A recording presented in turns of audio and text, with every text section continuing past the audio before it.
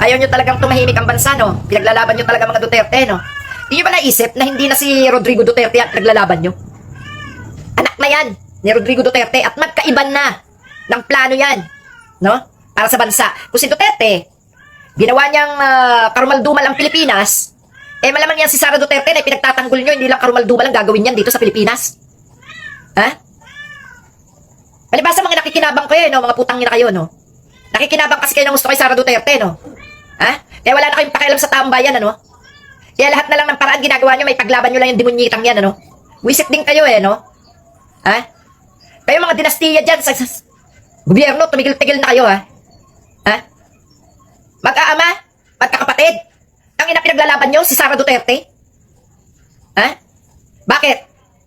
Talagang gusto nyo na maging magulo ang buhay ng mga Pilipino sa bansang to?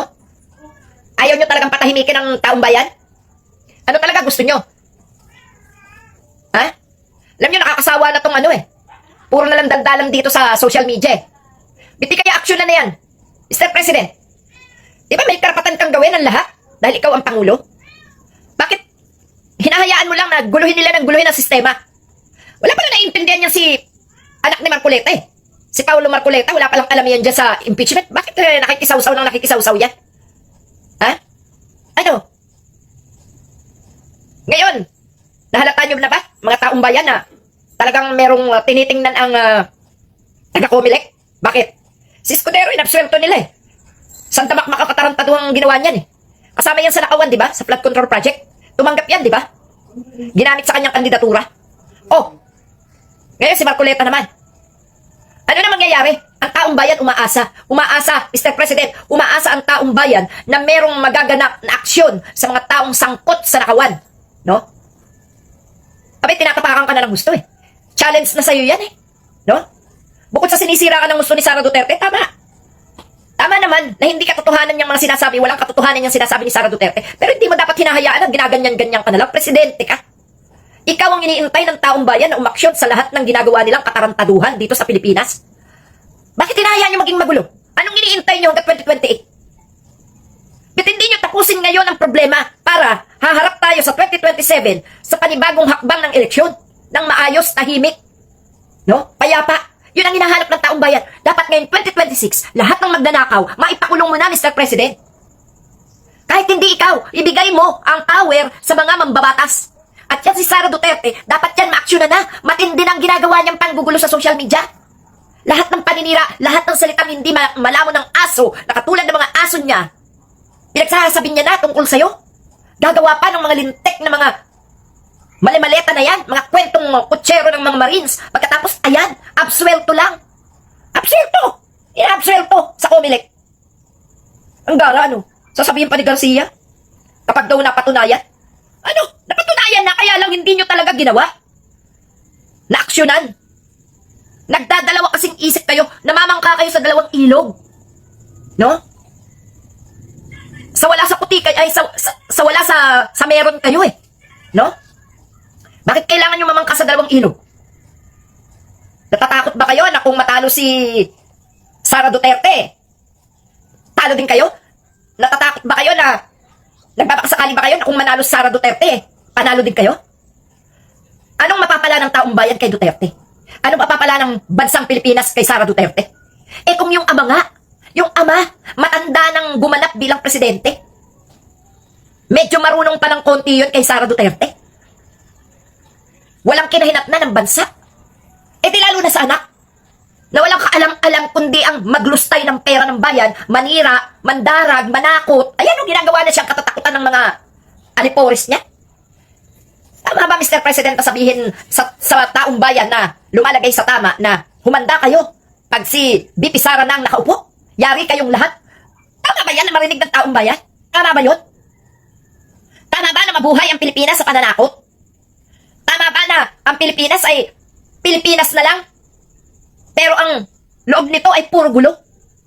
Hindi ganyan ang ating bansa? Hindi ganyan ang mga Pilipino na laging tinatakot, laging may pangamba, laging may panakot na berdugo, panakot na kesyo ganito, gano'n. Ano ba niya si Sara Duterte? Ano kwenta niyang hayop na yan? Isa lang din ang buhay ng putang inang yan. No? Isang tao, isang buhay.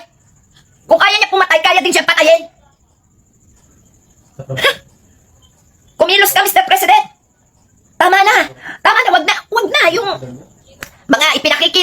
magsisilbi pag ano, i-ano muna yan sa iba. Andyan ang DSWD, andyan yung mga ahensya na pwedeng gumawa niyan. Tutukan mo yung mga pinagagagawa ng mga Duterte. Aksyonan mo na. Abi, kung kailangan mong magmarsyal anak ng matantana na yung mga hudas na yan.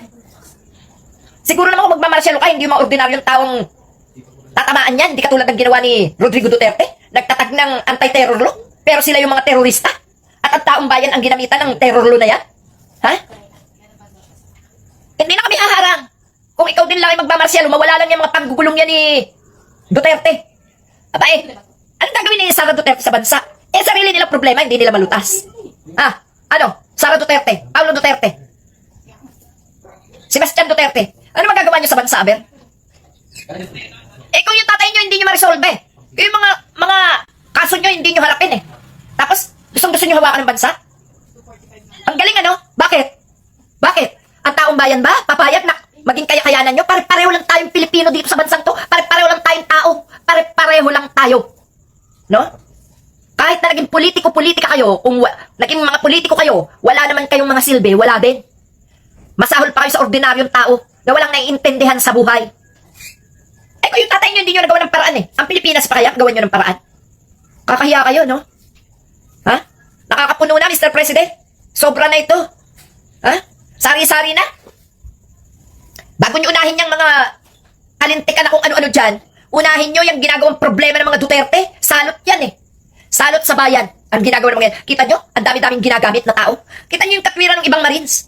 Hindi sila susuporta kay Sara Duterte. Hindi raw yan ang kanilang gusto suportahan. Ang gusto nila suportahan ay si Rodrigo Duterte, kaya lang nakakulong na sa dahig. Kaya si Sara Duterte ayaw na nila suportahan. Kaya pwede po ba, Mr. President? Andito naman ang taong bayan nag-iintay. Ipakita nyo lang na nasugpo nyo na.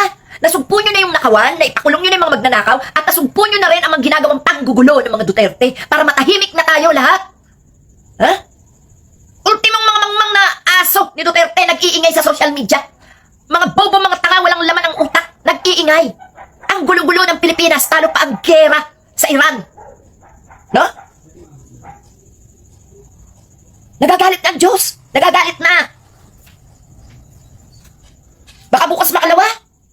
May matindi nang maging problema. Pagkatapos, inuunan nyo pa rin yung mga kung ano-ano dyan. Wala namang magagawa eh. Tumaas ang gasolina, wala kayong magagawa. Tumaas ang bilihin, wala kayong magagawa. Nagkagera. US-Israel versus Iran, wala rin kayong magagawa. Tutukan nyo yung ginagawang panggigera ng mga Duterte. Yung panggugulo sa isip ng taong bayan. Yung, hindi ba kayo nagsawa sa social media na ang laman lagi eh, panggugulo ng mga Duterte? Pag-absuelto sa may mga kasalanan? Naku po. Saan makakarating yung panunungkulan ninyo matatapos ng 2028? Wala kayong naipakita man lang na natapos. Yung mga batas na isinulong, kailan pakikinabangan yan? Dapat ang ginagawa nyo, yung pakikinabangan na ngayon para masugpo ang mga kahayupan ng kalaban. Kalaban yan eh. Tao ng China yan eh. Di ba yan sila Arroyo? Yan sila Duterte? Kalaban yan ah. Ano ba yung kinatatakot mo, Mr. President? Handa ka naman suportahan ng taong bayan? Bakit ka natatakot na sugpuin yung mga hudas na yan? Ha? Siguro naman kung magmamarsyalo ka, naiiba yan sa marsyalo noon. Dahil ngayon, kitang-kita namin kung sino talaga mang nanggugulo sa gobyerno. Aba? Ay, grabe na to. Wala na kayong maipakita sa amin na na-accomplish nyo dyan sa lintek na mga laban ninyong yan dyan sa gobyerno. Magnanakaw walang naipakulong na pinaka-the best na dapat nakulong. Yung mga senador na magnanakaw. Ang nakulong lang mga kontraktor. Ano ba yan? Ay, na kailangan pa ng matinding patunay. Kitang-kita naman na. Eh, si Escudero ko hindi na kumikibo eh. Paano? Takot nang mabuksan pa ang kanyang kaso. Si Villanueva, ano na ba ang nangyayari dyan sa mga galit na mga OFW? Hanggang ngayon daw, wala silang nakikita na naipakulong si Mr. President dyan sa mga senador na yan. Ah, pinakulong nyo si Revilla, yung bansabol? Yun lang ba may papakita? Hindi naman yun nakaupo na? Unfair yun kay Revilla.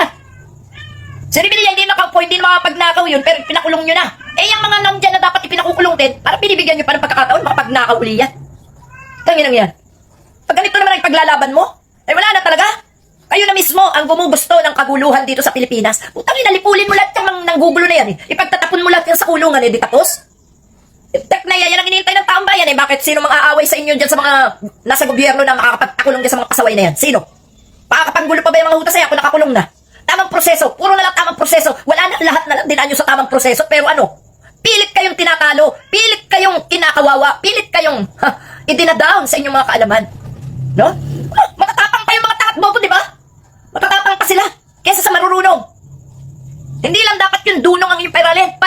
na rin yung aksyon. Hindi puro papel at lapis, hindi puro bibig. Aksyonan nyo talaga. Yun ang iniintay ng taong bayan. Nakakasawa na yung ganyan.